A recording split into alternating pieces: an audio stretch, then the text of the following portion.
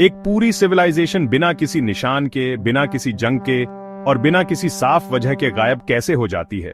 Peru के northern dessert के नीचे एक भूली हुई कम्युनिटी की कहानी छुपी है। एक ऐसी कम्युनिटी जिसकी आर्ट, इंजीनियरिंग और जंग लड़ने की काबिलियत ने दुनिया की सबसे बड़ी एंशिएंट एम्पायर्स को भी टक्कर दी। उन्हें मोचे के नाम से जाना जाता है और एक दिन वे बस गायब हो गए। आज हम साउथ अमेरिकन हिस्ट्री के सबसे बड़े रहस्यों में से एक को देखेंगे, मोचे सिविलाइजेशन का मिस्टीरियस डिक्लाइन। मोचे 100 और 800 एडी के बीच फले फूले इनकेम एम्पायर के पावर में आने से कई सेंचुरी पहले। उनका इलाका पेरू के नॉर्दर्न कोस्ट पर फैला था, जो पैसिफिक ओशन और ऊंचे एंडीज माउंटेन के बीच था।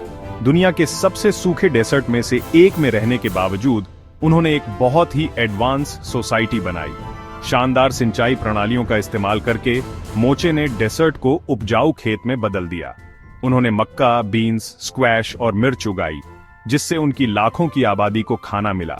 उनके शहरों में बड़े बड़े एडोब पिरामिड, सेरेमोनियल प्लाजा और एडमिनिस्ट्रेटिव सेंटर थे। हुआका डेल सोल और हुआका डे ला लूना, दो बड़े पिरामिड, आज भी उनकी अचीवमेंट्स के खामोश गवाह हैं। लेकिन मोचे सिर्फ इंजीनियर नहीं थे, वे मास्टर आर्टिस्ट भी थे। उनकी पॉटरी, जो रियलिस्टिक, एक्सप्रेसिव और अक्सर चौंकाने वाली होती थी, उनकी जिंदगी, बिलीव्स, रिचुअल्स और यहां तक कि उनकी बीमारियों को भी दिखाती है। इन आर्टिफैक्ट्स के जरिए हम वॉरियर्स, प्रीस्ट्स, एनिमल्स और सेरेमनीज को मिट्टी में अमर होते देखते हैं। फिर भी उनकी सबसे रहस्यमयी लेगसी उनके बनाए हुए में नहीं, बल्कि इस बात में है कि यह सब कैसे खत्म हुआ। तो मोचे के साथ क्या हुआ? हिस्टोरियंस और आर्कियोलॉजिस्ट ने कई थ्योरीज दी हैं, लेकिन सच्चाई अभी भी साफ नहीं है। सबसे बड़ी वजहों में से एक क्लाइमेट चेंज है। जियोलॉजिकल स्टडीज से पता चलता है कि मोचे कई विनाशकारी अल नीनो इवेंट्स की चपेट में आ गए थे। बड़े वेदर डिस्टर्बेंस से भारी बारिश, विनाशकारी बाढ़ और फिर लंबे समय तक सूखा पड़ा। उनके इरिगेशन कैनाल्स टूट गए थे, फसलें खराब हो गईं। पूरे के पूरे शहर मडस्लाइड्स और सैंडस्टॉर्म में दब गए थे। नेचर के बैलेंस पर डिपेंड रहने वाली एक सिविलाइजेशन अचानक अराजकता में आ गई। लेकिन सिर्फ नेचर ही उनके डिक्लाइन को पूरी तरह से नहीं समझा सकती। लगभग उसी समय इंटरनल कॉन्फ्लिक्ट्स के संकेत मिलने लगे। आर्कियोलॉजिस्ट को सिर कटे शवों से भरी मास ग्रेव्स मिली, जो रिचुअल सैक्रिफाइस के संकेत थे, और सोशल अनरेस्ट के सबूत भी मिले। एलीट प्रीस्ट किंग्स, जिन्होंने कभी मोचे को कंट्रोल किया था, उन्होंने अपनी कम्युनिटी का भरोसा खो दिया होगा जब उनके धार्मिक रिचुअल्स एनवायरमेंटल डिजास्टर को नहीं रोक पाए।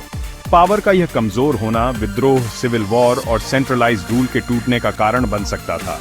और फिर एक और पॉसिबिलिटी है, बाहरी हमला। जबकि मोचे के पास पावरफुल आर्मीज और किलाबंद शहर थे, ऐसे सबूत हैं कि हाईलैंड्स के दूसरे ग्रुप, शायद वारी, उनकी कमजोरी के दौरान मोचे के इलाके में घुसपैठ करने लगे थे। बाहर के ट्राइब्स से यह धीरे धीरे बढ़ता दबाव आखिरी झटका हो सकता था। लेकिन एक ट्विस्ट है। कुछ स्कॉलर्स का मानना है कि मोचे असल में गायब नहीं हुए, वे इवॉल्व हुए। पूरी तरह से खत्म होने के बजाय मोचे सोसाइटी छोटे छोटे रीजनल कल्चर में बंट गई होगी, जो बाद में लाम्बायके और चिमू जैसी नई सिविलाइजेशन में मिल गई, जिन्होंने मोचे की परंपराओं को अपनाया और उन पर ही अपनी सिविलाइजेशन बनाई। तो क्या यह एक डिक्लाइन था या एक ट्रांसफॉर्मेशन? हम शायद कभी पूरी कहानी नहीं जान पाएंगे। मोचे ने कोई लिखी हुई भाषा नहीं छोड़ी, सिर्फ आर्ट और आर्किटेक्चर छोड़ा। पॉटरी का हर टुकड़ा, हर दफन कंकाल, हर बर्बाद मंदिर सुराग देता है, लेकिन जवाब नहीं।